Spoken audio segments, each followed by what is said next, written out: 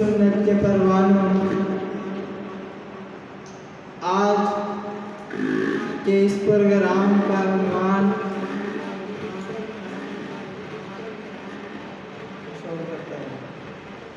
سیرت النبی فلسطین کے عنوان سے ہے۔ سیرت کا عنوان شامل کرنا وقت مختصر ہے۔ میں مختصر وقت میں آپ حضرات کے سامنے اپنے خیالات کا اظہار کروں گا۔ سیرت کے عنوان کو اس عنوان کے ساتھ ملانا، اس کا مقصد یہ ہے کہ لَقَدْ كَانَ لَكُمْ فِي رَسُولِ اللَّهِ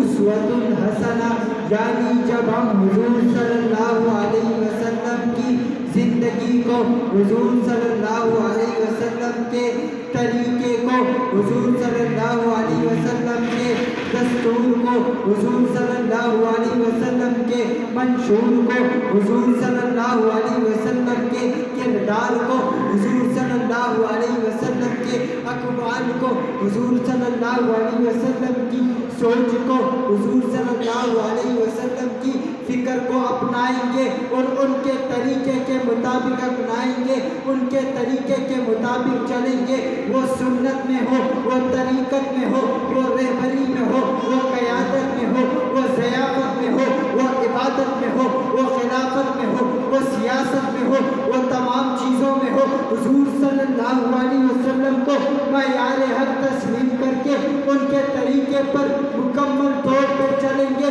تو پھر ہمارے سامنے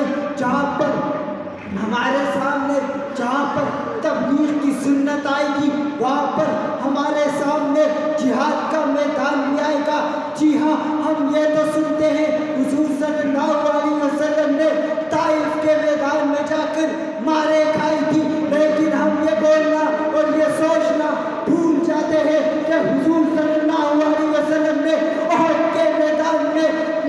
میں اترے تھے، دشمنوں کا مقابلہ کیا تھا، گمسان کی جنگ کے اندر سرے فہرست آئے تھے۔ جی ہاں، ہم بدر کا میدان بھول جاتے ہیں۔ ہم سنت تو مسواک کی یاد رکھتے ہیں، لیکن ہم حضور کی جو تلواروں والی سنت ہے، ہم اس سنت کو بھول جاتے ہیں۔ ہم حضور کے نیزے چلانے کو بھول جاتے ہیں، ہم حضور کے بستر چلانے کو بھول جاتے ہیں، ہم حضور کے کردار کو بھول جاتے ہیں، ہم حضور کی غازیانہ چلن اور چال کو بھول جاتے ہیں، ہم حضور کے حنین کے میدان کے اندر اونٹ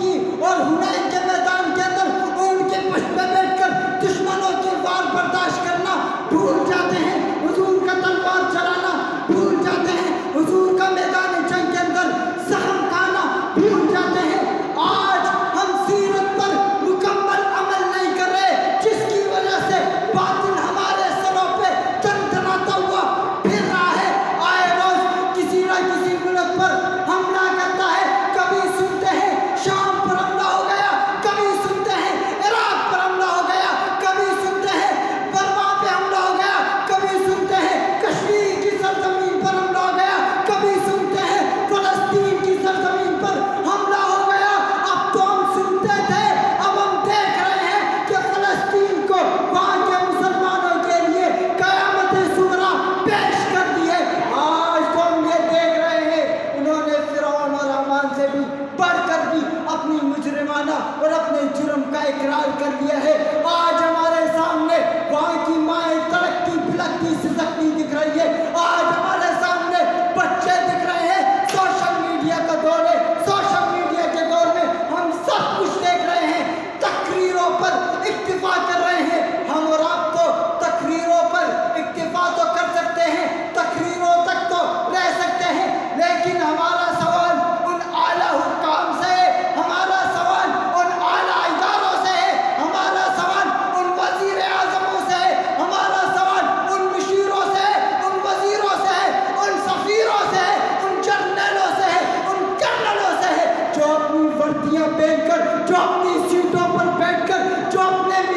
میزوں پر بیٹھ کر یہ فیصلہ کیوں نہیں کرتے؟ ہم تو تقریریں کر سکتے ہیں، ہم تو بیان داغ سکتے ہیں، ہم مذمت کر سکتے ہیں، لیکن مرمت کرنے کا تو تمہاری ذمہ داری ہے۔ آپ کے اور میرے واقعہ ہے، ایک پولیس آفیسر نے اپنی تنخواہ میں سے آدھی رقم ان کو دینے کا فیصلہ کیا اور کہا کہ ہمیں جہاد کے لیے بھیجو، تو آپ کے اور میرے آئی جی سندھ نے اسے ملتوی کر دیا، اس کی درخواست کو بھی ملتوی کر دیا اور اسے اپنے عہدے سے برطرف کر دیا۔ میرا سوال ہے، کلمے کے نام پر پڑھنے والے اس ملک کے اندر، کلمے کے نام پر پڑھنے والے اس ملک کے اندر آج اگر کوئی پولیس آفیسر اپنی جذبہ ایمانی کا مظاہرہ کرتا ہے، وہ یہ نہیں کہتا کہ میں ملک میں لڑنا چاہتا ہوں، وہ یہ نہیں کہتا کہ میں ملک کو نقصان پہنچانا چاہتا ہوں، بلکہ وہ یہ کہتا ہے جو میرے اور آپ کے ایمان کا حصہ ہے، وہ یہ کہتا ہے کہ فلسطین کے اندر میری ماں اور بہنوں پر حملہ ہو چکا ہے، میرے بچوں کو تڑپایا جا رہا ہے، زخمیوں کو زہر دے کر مارا جا رہا ہے، ان کی قبروں کی جگہ نہیں، اسپتال بھر چکے ہیں، پھر حتیٰ کہ ہسپتالوں پر بھی بمباری کی جا رہی ہے۔ اس کانسٹیبل نے یہ مطالبہ کیا کہ ہمیں جہاد پر بھیجا جائے، اسلامی ملک کے اندر اسے ملتوی کر دیا گیا، اسے برطرف کر دیا گیا، لیکن اس کی بات کو نہیں مانا گیا۔ صرف تقریروں پر اکتفا کرنا مقصد نہیں، صرف لمبی چوڑی تقریریں کرنا مقصد نہیں۔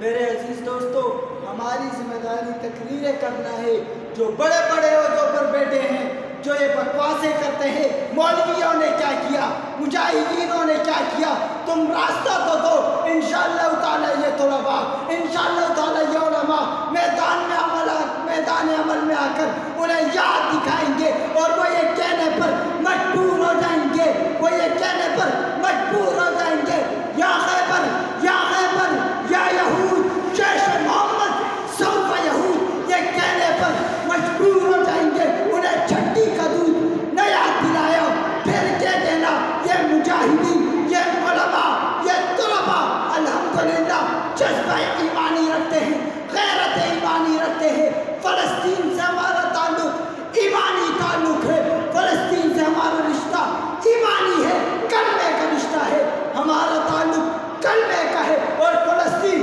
انبیاء علیہ السلام کی سرزمین ہے۔ ہم کسی صورت میں بھی فلسطین کے اوپر یہ ظلم اور جبر برداشت نہیں کر سکتے۔ تقریریں کرنا ہمارا کام ہے، مقابلہ کرنا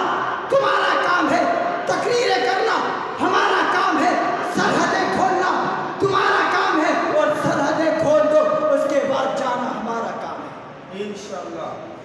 یہ محض تمہاری سیاسی تقریریں نہیں ہے، ہم سیاسی تقریروں کے قائل نہیں ہیں، ہماری تقریریں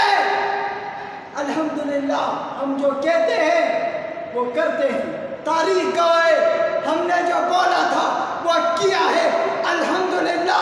علماء حق کا جو بولتی ہے وہ کرتی ہے، اور ڈنکے کی چوٹ پر کرتی ہے الحمدللہ۔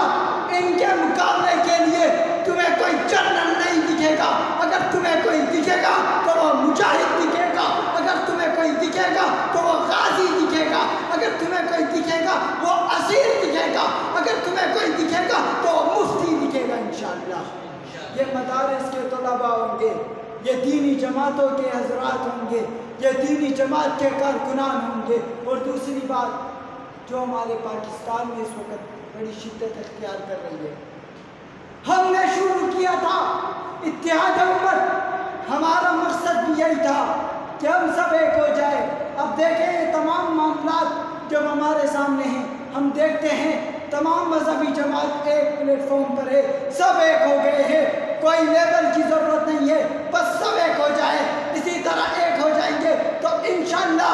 ان کے جو مصداق بن چکے ہیں الکفر ملت واحدہ، وہ ایک ملت بن چکے ہیں۔ لیکن افسوس کی بات ہے مسلمانوں، ہم فرقے میں بچ چکے ہیں، ہم تفرقہ بازی کے اندر آ چکے ہیں، ہم الگ الگ ہو چکے ہیں، ہم الگ الگ مظاہرے کر رہے ہیں، ہم الگ الگ احتجاج کر رہے ہیں، ہم الگ الگ مطالبے کر رہے ہیں، ہم الگ الگ ہو کر مذمتیں کر رہے ہیں۔ صرف مذمتوں پر اکتفا ہو رہا ہے، لیکن لیکن جن لوگوں کا یہ کام ہے کہ وہ لڑے تو وہ لڑے. اور دوسری بات, اگر ہم لڑ نہیں سکتے تو کم سے کم تعاون تو کر سکتے ہیں, کم از کم ہم تعاون تو کر سکتے ہیں. اللہ کے بندو, ہم یہ تو کریں, ہم لڑ نہیں سکتے, بہانے تو بہت ہیں, ہم لڑ نہیں سکتے.